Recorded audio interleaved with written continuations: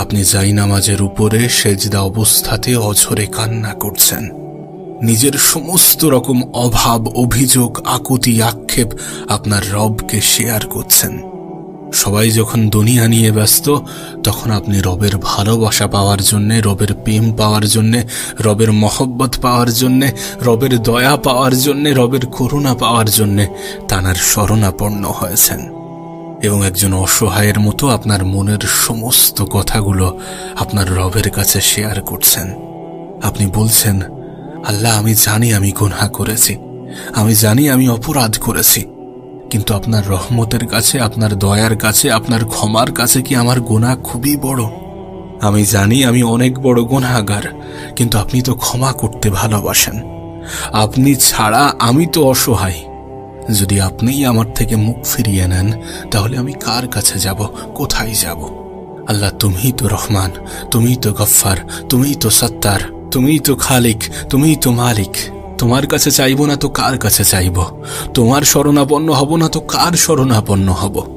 এইভাবে যদি আপনি রবের বিভিন্ন গুণবাচক নামে ডাকতে শুরু করেন, কখনো রহমান বলে, কখনো রহিম বলে, কখনো গফফার বলে, কখনো সত্তার বলে, কখনো জব্বার বলে, কখনো খালিক বলে, কখনো মালিক বলে, বিভিন্ন নামে ডাকতেই আছেন, রবকে স্মরণ করতেই আছেন, আপনার কি মনে হয় না রব খুশি হবেন না আপনার প্রতি?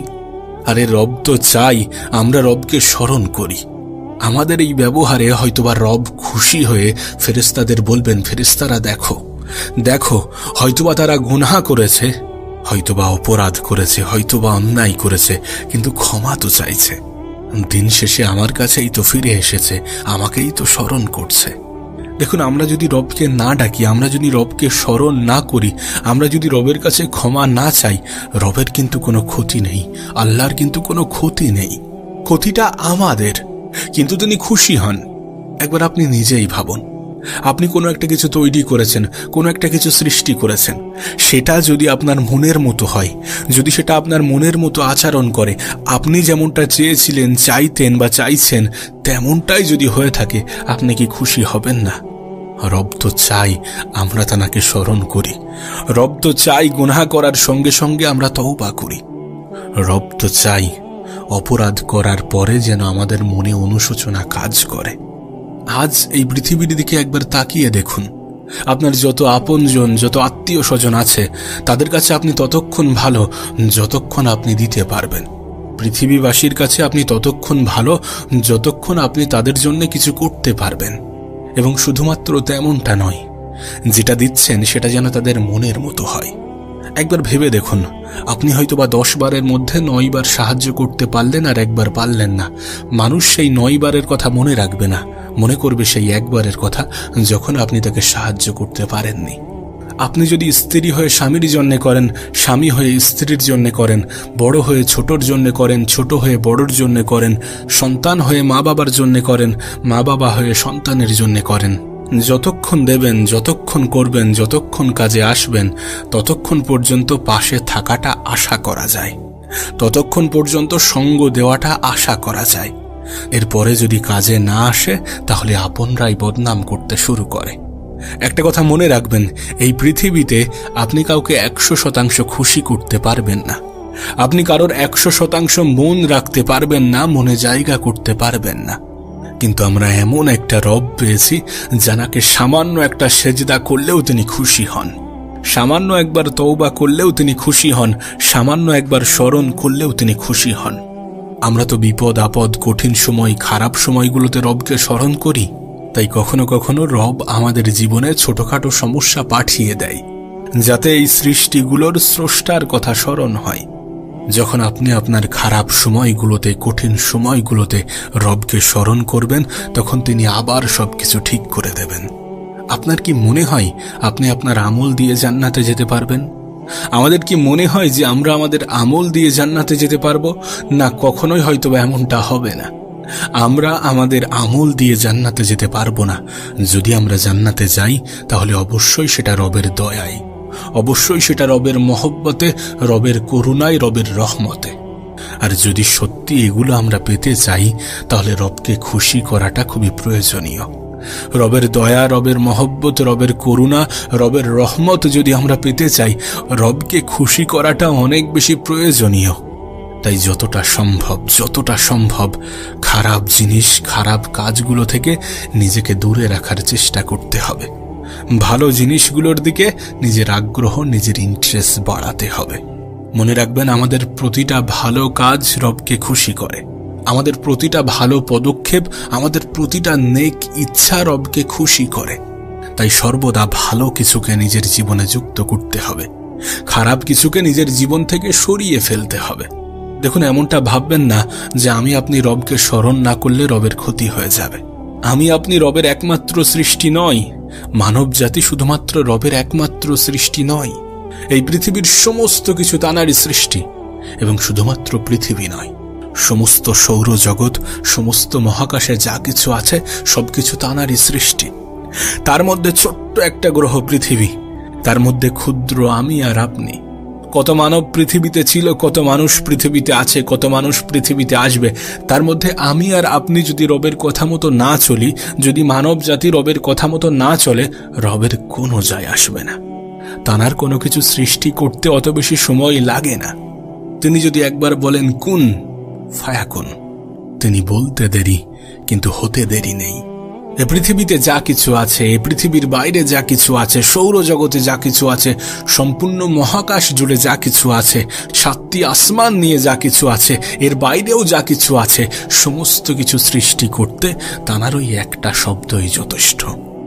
আমরা যদি এমনটা ভাবি যে আমি আপনি তানাকে স্মরণ না করলে তানার খুব ক্ষতি হয়ে যাবে, তাহলে এটা আমাদের খুব বড় বোকামি হয়ে যাবে। কিন্তু আমরা যদি আমাদের জীবনের সমস্যাগুলো দূর করতে চাই, আমরা যদি সুন্দরভাবে জীবনটাকে কাটাতে চাই, আমরা যদি জীবনের সৌন্দর্যকে উপলব্ধি করতে চাই, তাহলে তানাকে স্মরণ করাটা খুবই গুরুত্বপূর্ণ। তানার শরণাপন্ন হওয়াটা খুবই প্রয়োজনীয়। আর একটা কথা আমাদের মনে রাখা উচিত, রব এই সমস্ত সৃষ্টির শ্রেষ্ঠ হিসাবে আমাদেরকে পাঠিয়েছেন। অনেক মায়া, অনেক মহব্বতের সহিত আমাদেরকে পাঠিয়েছেন।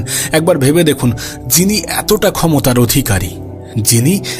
ক্ষমতার অধিকারী, তিনি যখন কোনো জিনিসকে এতটা গুরুত্ব দিয়ে বানায়, এতটা গুরুত্ব সহকারে বানায়, আর তারাই যদি রবের নামে নেগেটিভিটি ছড়ায়, তাহলে বিষয়টা কেমন দাঁড়ায়? যদি আমি আপনি প্রশংসা করার পরিবর্তে অপমান করতে শুরু করি, যদি আমি আপনি শুকরিয়া আদায় করার পরিবর্তে অভিযোগ করতে শুরু করি, যদি আমি আপনি দূরত্ব কমানোর পরিবর্তে দূরত্ব বাড়াতে শুরু করি, ভালোবাসা বাড়ানোর পরিবর্তে ভালোবাসা কমাতে শুরু করি, তাহলে বিষয়টা কতটা গ্রহণযোগ্য? তবে যাদেরকে তিনি সব থেকে বেশি মহব্বতের সহিত বানিয়েছেন, সব থেকে বেশি গুরুত্ব দিয়ে বানিয়েছেন, সেই সৃষ্টিটাই আপনি, সেই সৃষ্টিটাই আমি, সেই সৃষ্টিটাই আমরা। এ পৃথিবীতে এত কিছু আছে, কিন্তু সব কিছুর মধ্যে তিনি আমাদেরকে সব থেকে বেশি গুরুত্ব দিয়েছেন। তাহলে আমাদের জীবনের সব থেকে গুরুত্বপূর্ণ জিনিস কি হওয়া উচিত? আপনার সমস্ত দুঃখ, কষ্ট, মন খারাপ, হতাশা সবকিছু দূর হয়ে যাবে। আপনি স্মরণ তো করেন, ক্ষমা তো চান, প্রশংসা তো করেন, অভিযোগ করা বন্ধ তো করেন, তানাকে গুরুত্বপূর্ণ মনে তো করেন। নিঃসন্দেহে তিনি আমাদের জীবনের সব থেকে বেশি গুরুত্ব পাওয়ার সব থেকে বেশি যোগ্য। সেটা আমি আপনি স্বীকার করি বা না করি, তাতে তানার কোনো যায় আসে না। কিন্তু বিশ্বাস করেন, আমি আপনাকে যতটা কঠোরভাবে বলছি, তিনি অতটা কঠোর নন। তিনি অনেক বেশি দয়ালু, অনেক অনেক বেশি দয়ালু। যদি তিনি দয়ালু না হতেন, তিনি কি এত কিছু করতেন? একবার ভেবে দেখুন, আমি আপনি অপরাধ করছি, অন্যায় করছি, কত না কত খারাপ কাজ করছি। তিনি সেগুলোকে গোপন রেখেছেন। অন্য মানুষের থেকে তিনি আমার আপনার গুনাহ, আমার আপনার অপরাধগুলোকে গোপন রেখেছেন। আমরা তো পৃথিবীতে এমন এমন অপরাধ করি যেগুলো মানুষের সামনে প্রকাশ পেলে আমরা নিজেরাই লজ্জাবোধ করব। সেই সকল অপরাধগুলোকে তিনি গোপন রেখেছেন, এবং শুধুমাত্র এর মধ্যে সীমাবদ্ধ নয়, তিনি সেই গোপন রাখা অপরাধগুলোকে ক্ষমা করেছেন। শুধুমাত্র ক্ষমা করেছেন বিষয়টা এমন নয়, সেই ক্ষমা করা অপরাধগুলোকে তিনি নেকিতে পরিবর্তন করেছেন। আমাদের সামান্য একটা তওবা, সামান্য একটা অনুশোচনা, সামান্য একটা আফসোসে যদি তিনি এতটা খুশি হন, যদি এই সমস্ত কিছু করে থাকেন, তাহলে একবার ভেবে দেখুন তিনি কতটা দয়ালু, কতটা নরম প্রকৃতির। যেখানে আমি আপনি পৃথিবীতে কত মানুষকে বলে রেখেছি যে তোকে আমি জীবনে ক্ষমা করব না, তুই আমার সাথে যেটা করে রেখেছিস তার জন্য আমি তোকে কখনোই ক্ষমা করব না, কত মানুষকে বলে রেখেছি। সেখানে তিনি আমাদের সমস্ত অপরাধ জানা সত্ত্বেও আমাদেরকে ক্ষমা করছেন। আমরা হয়তোবা তাঁর প্রতি বিন্দু পরিমাণ ভালোবাসা জাহির করছি, তার পরিবর্তে তিনি আমাদের প্রতি সমুদ্র পরিমাণ ভালোবাসা জাহির করছেন।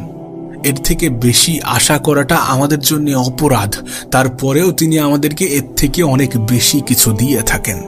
আপনি একবার স্মরণ তো করেন, আপনি একবার ক্ষমা তো চান, আপনি একবার মন থেকে কিছু চেয়ে তো দেখেন, আপনি একবার ফিরে তো আসেন।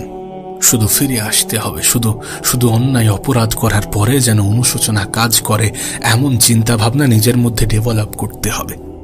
একবার ভেবে দেখুন, আমরা এই পৃথিবীতে কত সুন্দর থেকে সুন্দরতম জিনিস দেখি, কত কিছু দেখি আর মুগ্ধ হই, মনে করি যে পৃথিবীতে এত সুন্দর জিনিসও আছে।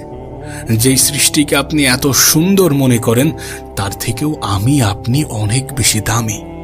যেই সৃষ্টিকে সৃষ্টিকর্তা সমস্ত সৃষ্টির মধ্যে দামিও বানিয়েছেন, আলাদাও বানিয়েছেন, সুন্দরও বানিয়েছেন, মর্যাদাও দিয়েছেন, সম্মানও দিয়েছেন, ওই সৃষ্টিটাই আমি আপনি আমরা। একবার ভেবে দেখুন, আমাদের গোনা আছে, আমাদের অপরাধ আছে, ফেরেশতাদের কোনো গোনা নেই, কোনো অপরাধ নেই, কিন্তু তারপরেও রবের কাছে আমরা সব থেকে বেশি মূল্যবান, আমরা সব থেকে বেশি দামি। বরং আমার আপনার ডিউটি করার জন্য ফেরেশতাদের দায়িত্ব দিয়ে রেখেছেন, আপনার ডিউটি করার জন্য 2 জন ফেরেশতাকে দায়িত্ব দিয়ে রেখেছেন, আপনাকে দিয়ে ফেরেশতাদের গোলামি করাননি। যেখানে বিষয়টা উল্টোও হতে পারত। বিশ্বাস করুন, এমনটা কখনো হতে পারে না যে আপনি রবের কাছে কিছু চাইবেন আর রব আপনাকে বঞ্চিত করবেন, এমনটা কখনো হতে পারে না। যদি কোনো কিছু থেকে বঞ্চিত করে থাকেন তাহলে মনে করবেন সেটা আপনার জন্য উপযুক্ত ছিল না, কারণ নিঃসন্দেহে তিনি আমাদের বিষয়ে আমাদের থেকেও ভালো জানেন। নিঃসন্দেহে তিনি আমাদের অন্তরের খবর রাখেন।